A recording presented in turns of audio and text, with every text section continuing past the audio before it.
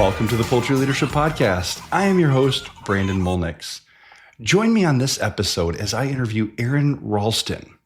Aron was the keynote speaker at this year's UEP AEB Executive Conference. His inspiring story is captured in his New York Times best-selling book, 127 Hours, and the 2009 movie of the same name starring James Franco. To give you a little backstory, Aron fell into a remote canyon while hiking in Utah, and his arm became trapped between a rock and the canyon wall. In a feat of extraordinary survival, for 127 hours, Aron braved very cold temperatures and dehydration while he worked to rescue himself from the rock, before cutting off his arm with a multi-tool and hiking out of the canyon to rescue. Man, what an incredible story. Let's hear from the man himself. Yeah, well, I appreciate that. And it's an honor to get a chat with you, Brandon. I appreciate the invitation to be here. I think most people do recognize at least the outline of my story about being the guy who was trapped and had to cut his arm off. Going back to 2003, so it's been 21 and a half years since this went down. But I was 27 at the time, just turned 49 here a month ago or so, that I was out on a vacation, spring break kind of time in the April 2003 that year, hiking through a lot of different canyons, mountain biking. And then on Saturday, April 26th, I was alone and descending down through Blue John Canyon, a particular slot canyon complex on the west side of the Green River, west of Canyonlands National Park in southern Utah. And I got about halfway through my day where I was down climbing off of a chalk stone that was wedged between the walls of the canyon, and I pulled it loose. As I was underneath it, it was falling from my head, and I have to put my hands up to protect my skull. And of course, that's how my right arm gets trapped as the boulder becomes wedged between the walls about 7 feet lower than it had been, right in front of my chest. And it's crushed my hand and my wrist on my right side down to the width of my pinky finger, and between the boulder itself and the wall of the canyon there. So I was trapped in immense pain, panicking, enraged with adrenaline, trying to brute force my way through. Ultimately was able to calm down and then start brainstorming, come up with a bunch of different options that I went through in series, trying to carve through the boulder, trying to lift the boulder with canyoneering gear that I had with me, building anchors, sustaining myself by rationing my food and water, hopefully that maybe somebody might come along or that a rescue might happen.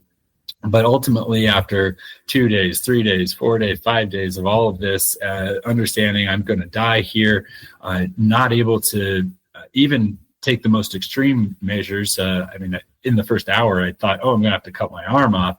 But the attempts I made along the way were all futile. Knife that I had was just completely pathetic. It was not going to do the job at all. So I'm trapped there almost as much by the blade as I am by the boulder until the final morning that I was still alive after 6 days out there. I realized how I could break the bones in my arm and then use the pocket knife that I had to just cut through the soft tissues that were remaining. I accomplished this in about an hour and 4 minutes, actually, to be precise. And that at that point, I was liberated and I escaped the canyon to a miraculous rescue after hiking over 6 miles from the spot where I was trapped, to find a family on the way who helped me the last half mile, and then a helicopter as part of a search and rescue operation spearheaded by my mom lifts me out of the bottom of the canyon and gets me to a hospital just before I bleed to death. So a miracle top to bottom in all of this, and quite sincerely the most divine interaction that I've ever had in my life, feeling those much larger energies than what we usually tap into on a day-to-day basis. But as it stands, a story that gave me gifts that, especially to understand what's important to me, what's possible for me in my life, what's extraordinary about being alive. So often we kind of lose sight of that in our lives. And then that it's also given me this gift of understanding how I'm able to take almost any negative experience in my life, including this boulder, but to see with fascination how it brings gifts and blessings. As much as I've gone through any number of other very difficult times and adversity in my life, that I have also found strength from this story of my amputation to know that if I can make that the best thing that's ever happened for me, and I certainly see it that way, then that possibility is there for everything else in my life, whether that adversity comes in, encountering mental health and wellness issues, my physical health, the relationships and loss and grieving, the death of my father. It's been 5.5 years ago since he passed from pancreatic cancer. But he was the one who taught me that life is so much more than what happens to us, but it's about how we respond, what we choose to make, especially of the adversity in our lives. So that's where I've landed with all of this, and I try to apply it as much as it's sometimes with my kids, with their moms, and co-parenting, in relationships today when there's adversity in my life, to see that there's something there for me. I'm going to grow and mature because of this. The other side of it, I can look back and say, just as I see that boulder, it was one of the greatest blessings of my entire life. That's in a nutshell. Maybe, I don't know, a 7-minute nutshell, but there you go.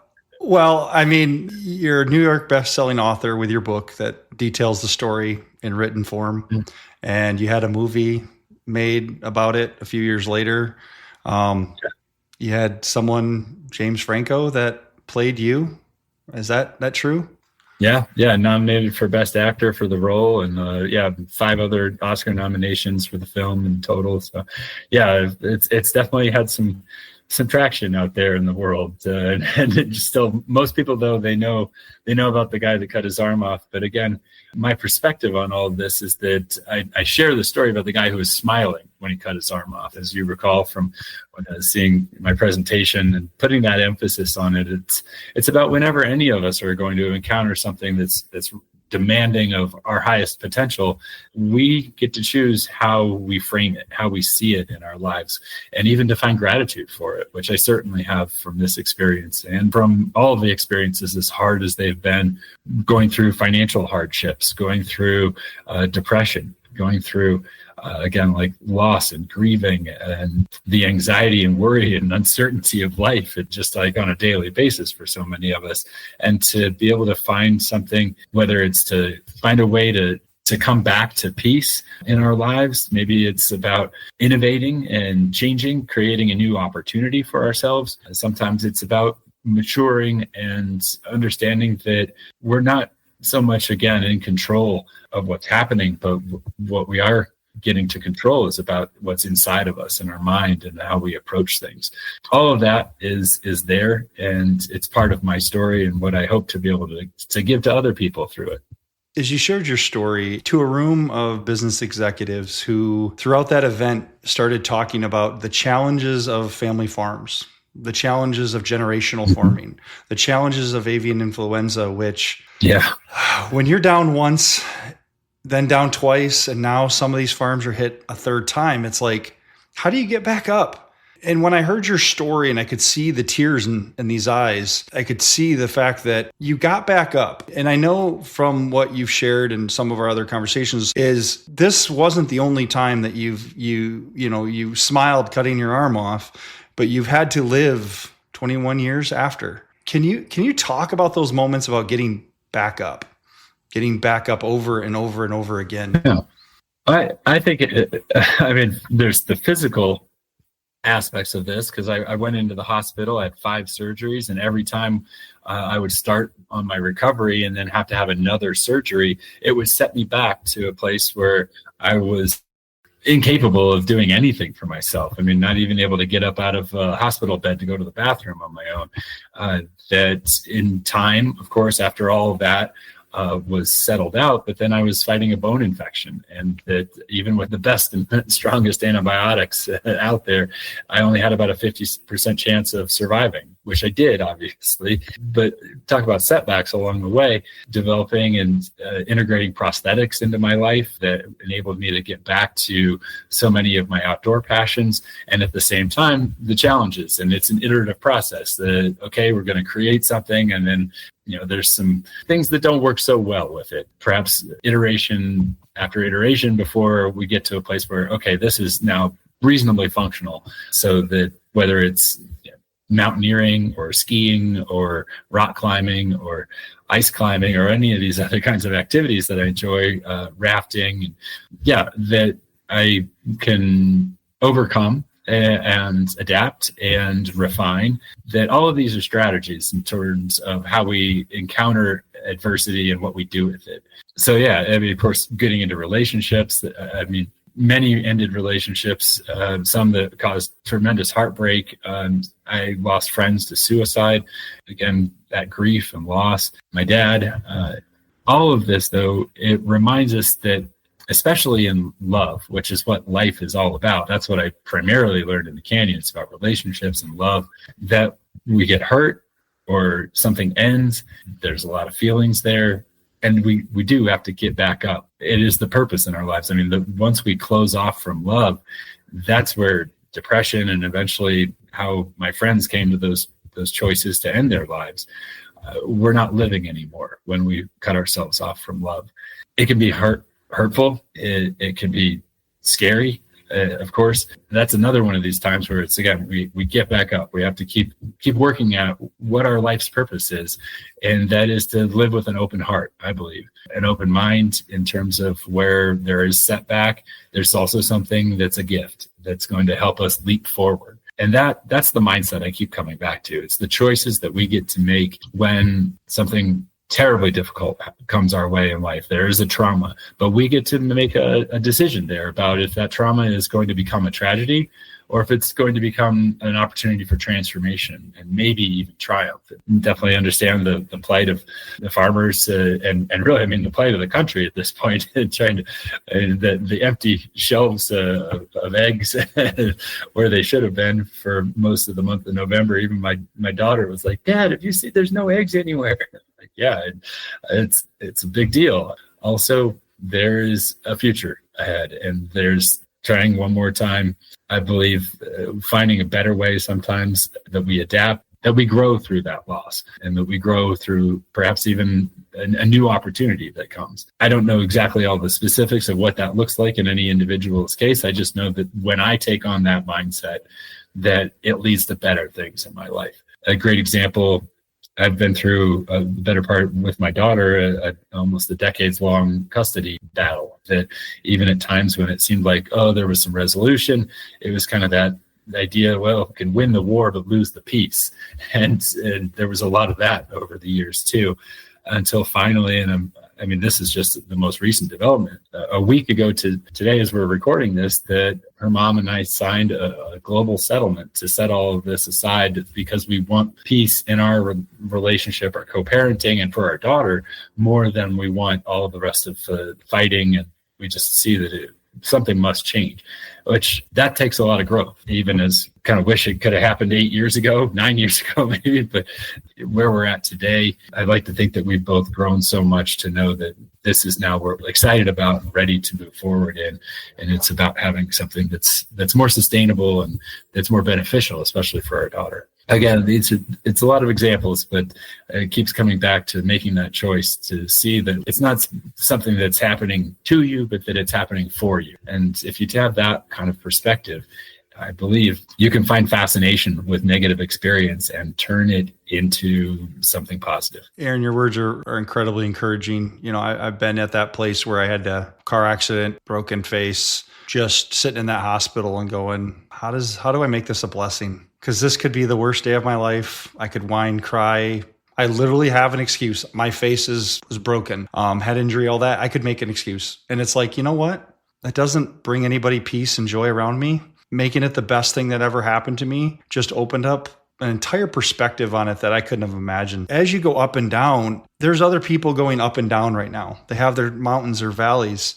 If they're in that valley that's dark, what would you say to them? What's something that somebody said to you that just helped remind you that the mountaintop was coming? Well, first, I want to empathize and just appreciate with gratitude what you just shared. I'm so glad to hear that you've had an experience that resonated with what I'm talking about too. And I think most of us recognize this. It's a truth in our lives. It's not my concept or idea that I'm proselytizing out in the universe. This is, I believe, how the universe operates. I appreciate you reflecting that and knowing that you've grown through that adversity too. And so, to get to that idea of what do you say to someone who's in the darkness at the bottom of the valley? I think it's to remember that darkness only exists in the context of light.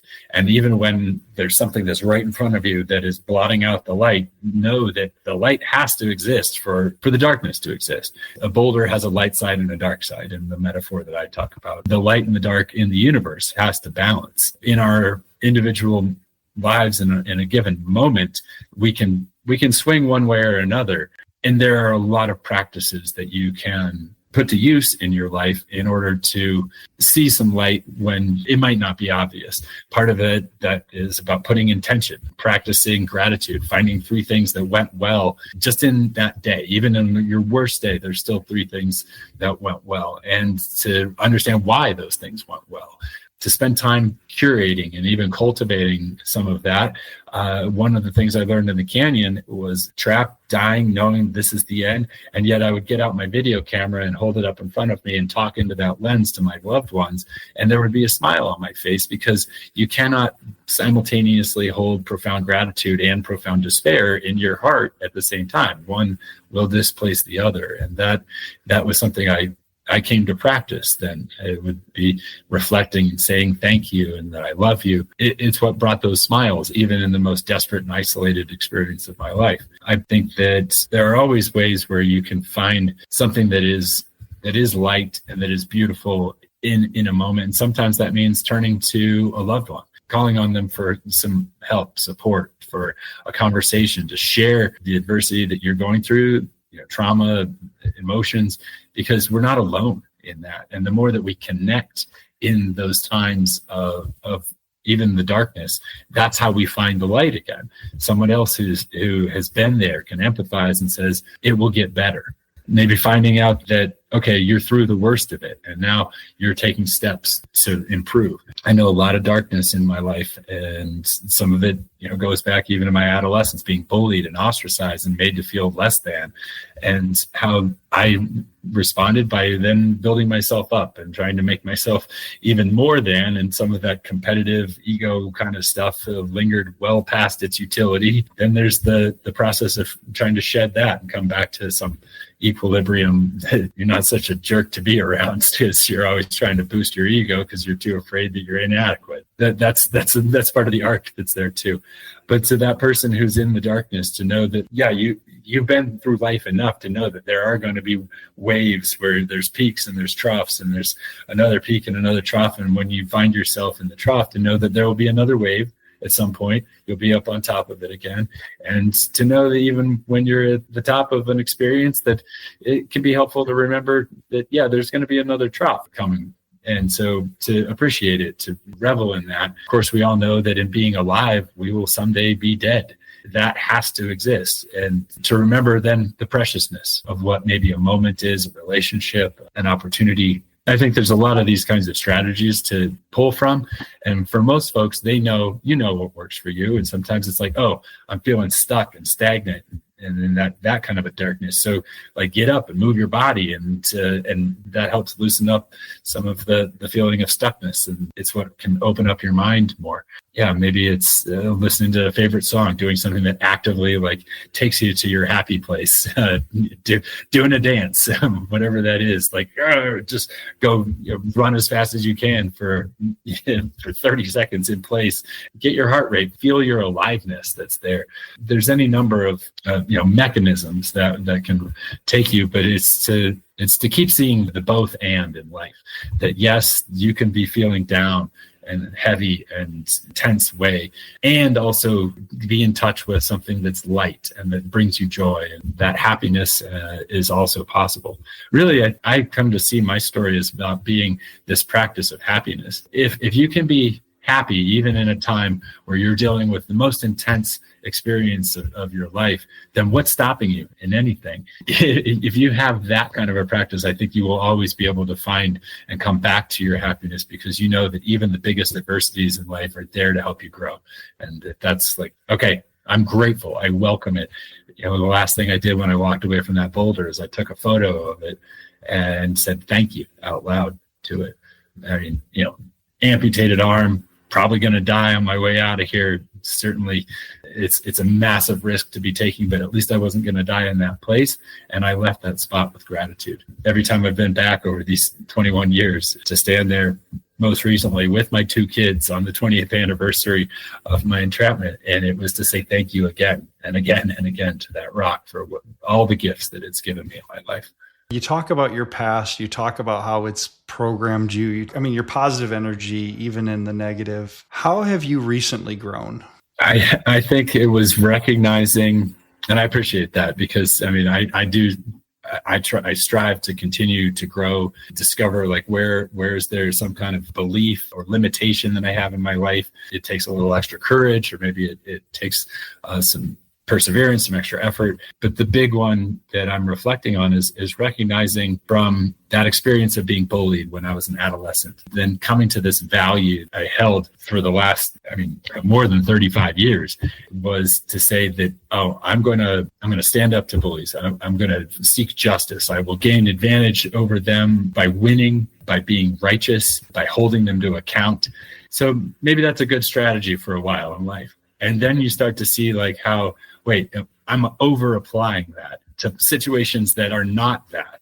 And that's really what I've been doing for the last decade with, my daughter's mother. I kind of painted her in a particular perspective and was applying these values and these strategies. And what I wasn't understanding was the cost that it was having for me and for my daughter and for her mom too. And to find a different set of values around that, which is that, what's more important? Again, to express love and forgiveness and to have peace, especially for a daughter. And that's been the big growth, which has not at all been easy. And again, it's come at great cost, but I do think the things that cost us the most are the things we value the most. So going through a process to see that has to change. Look where that strategy is going to take you in another 10 years. Another 20 years maybe, and to see the costs and emotionally, physically, financially, like all of it, that is not my highest path in life. That's been a major point of growth, to replace a core value, because after having found that it's not serving me anymore. Would you say that's probably your most recent amputation? in a way, an evolution at the very least, an adaptation, replacing something that's not serving me, cutting something out, but then also gaining from it. I see very much, I like that. It is the process to let go of something.